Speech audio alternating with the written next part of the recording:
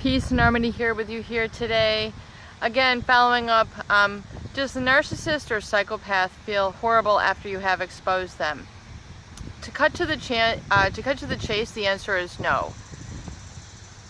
Chances are they're really not really upset about it.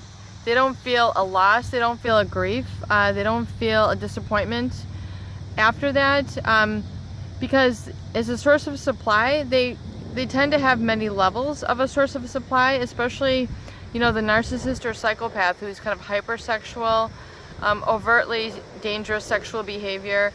It's more than the typical alpha male conquest. They actually have a personality disorder, which, causes them to get undue amounts of power and attention from kind of exposing people and getting involved with multiple people, multiple relationships, all varying degrees of intensity, but generally one of the key distinguishing features is it tends to be excessive, and it tends to be with kind of a tinge of danger to it. In other words, where somebody can get hurt, somebody can get in trouble, somebody can get arrested, and it can just get really, really awful.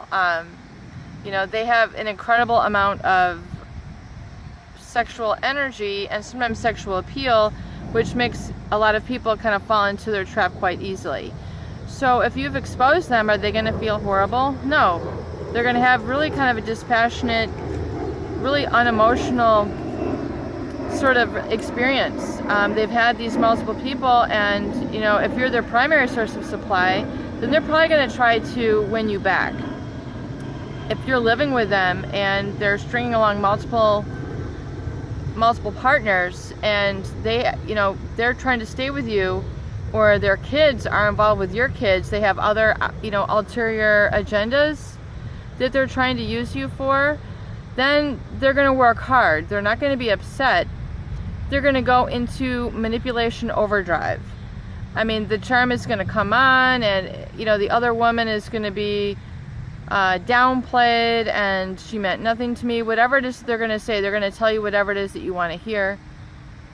But they're going to try to get you back seduced, manipulated, and exploited. So you're back in the clouds. You're back in the fog. You're back in the haze, because you were their very reliable supply. Perhaps you met their supply needs in other ways, such as a place to live, such as money, such as an outlet for their kids. You were gullible enough or weak enough where you didn't really acknowledge certain things that they were doing, or you were blinded to it. I had a friend who was involved with a narcissist and psychopath, and she did not realize that this guy was stringing along all sorts of multiple people, and texting them while she was in bed, while she was in the bathroom. I mean, just in front of her face, just from his phone, just texting, setting up dates, setting up sexting or whatever, right in front of her face. And he's meanwhile just keeping this going on, taking pictures, sending it to them, all under her nose. And ultimately, she was gullible. She just did not anticipate it, that this was going on, but he had this going on the entire time. I mean, it was just a blatant abuse, and he was moving pictures around, and when this other girl would come over, he'd put pictures up of her, take pictures of her down. I mean, it's just a really severe exploitation of her and all the wonderful things that she was giving. So it can be a very sad situation, and the psychopath or the narcissist, they don't feel horrible. They really truly don't, because it's just like, they're like, if you don't want to be with me, you're lost. I mean, they have other channels of supply that they can really move on to right away.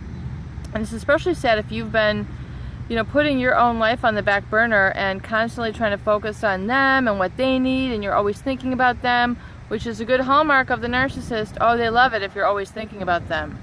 I mean, they could just have a ring of applause for them relentlessly. I mean, gifts, texts, notes, food, I mean, whatever it is you can do for them, I mean, they'll take it. It doesn't even matter. They love that attention. And so if you're constantly thinking about them, I can pretty much guarantee you it's not two ways. They're not constantly thinking about you and doing the same for you, especially when you expose them and you know the truth. So no, they don't feel horrible. They might try to seduce you back if you're more of a primary source of supply, or as a secondary source of supply where you guys have Thursday nights together and you know you're like his outlet, or you're, you know, his getaway girl from their regular routine and all the crazy sex that they're doing. But ew, gross, disgusting. So keep heart, keep the chin up, hang in there, be strong, and peace and harmony will resume to you. You will heal.